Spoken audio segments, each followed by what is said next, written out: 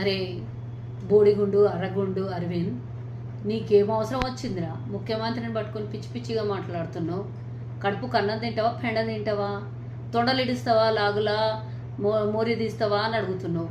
తొండలిడుసుడేమో కానీ నువ్వు వేసుకున్న చెడ్డీలన్నీ కూడా కాంగ్రెస్లో మీ అయ్య సంపాదించిన పైసలతోని నువ్వు కొనుక్కున్న పైసలు. నువ్వు రాజకీయం చేస్తున్న ప్రతి పైసా కాంగ్రెస్ది. ముఖ్యమంత్రిని అనేటప్పుడు నీ స్థాయి ఏందో నువ్వు చూసుకో ఫస్ట్. నువ్వు అన్నీ తిని పెరిగిందల్లా నేను చదువుకున్నదంతా ఇగో పిచ్చి మాటలు మాట్లాడడానికి నీకు నాలుక దొర్రుతున్న చూడు. అంతకుముందు చదువుకున్న పైసలన్నీ కూడా కాంగ్రెస్లో సంపాదించిన పైసలు. అన్నిటికన్నా ఇంపార్టెంట్ 5 స్మార్ట్ సిటీలు కావాలి అని అంటే పంపిస్తే అనంట. 5 స్మార్ట్ సిటీలు అన్నా ఫస్ట్ వచ్చినాయి 5కి. అవెందుకు తెలియలేదు నీకు? మోడీ సాఫ్ చేస్తాడా? మోడీలు రేవంత్ రెడ్డి సాఫ్ చేయాలంటావు.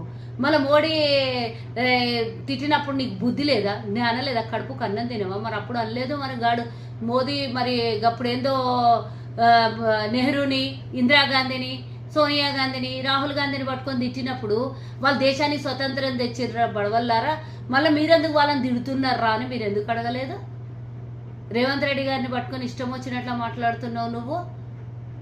అది అధికారం ఇచ్చిండ్రు ఢిల్లీలో కొట్లాడమని, ఈడొచ్చి గల్లీలో పిచ్చి పిచ్చి మాటలు మాట్లాడుతావు.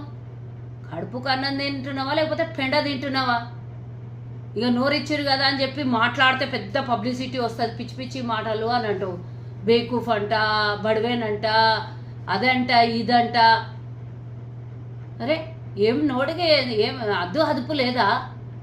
పబ్లిక్ పదవి ఇచ్చిండ్రు, దాన్ని ప్రజా సంక్షేమం కోసం వాడుకో. ఢిల్లీ నుంచి నిధులు తీసుకురా ఏమన్నా స్పెషల్ కేటగిరీలో పెట్టుకొని.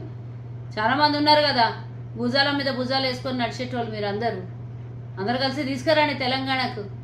నాలుక ఎక్కువ బయటకు వస్తున్నది, జాగ్రత్త. ఇక ఇన్ని రోజులు బచాయించుకునేమో పిచ్చి పిచ్చిగా వాళ్ళతో మాట్లాడడానికి అంటావు. టీఆర్ఎస్ వాళ్ళతో సంకనాకుతున్నావా అని అంటావు. ఇన్ని దినాలు సంకనాకుతున్నది ఎవరు? మళ్ళీ మీరు మీ పార్టీలు కాదా?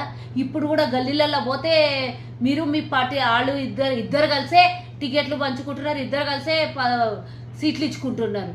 సంకనాకుతున్నారు, ఇంకేమన్నా నాకుతున్నారో చూసుకోమని. ఇక నేను ఇంతకన్నా గలీజ్గా మాట్లాడు, కానీ అంతకన్నా గలీజ్గా అర్థాలు వస్తాయి నువ్వు మాట్లాడినటువంటి మాటలకు. నేను చెప్తున్నటువంటి జవాబు సిగ్గు ఎగ్గు లేదు. మనిషి జన్మ పుట్టి పిచ్చి పిచ్చిగా దున్నపోతులాగా మాట్లాడతావు.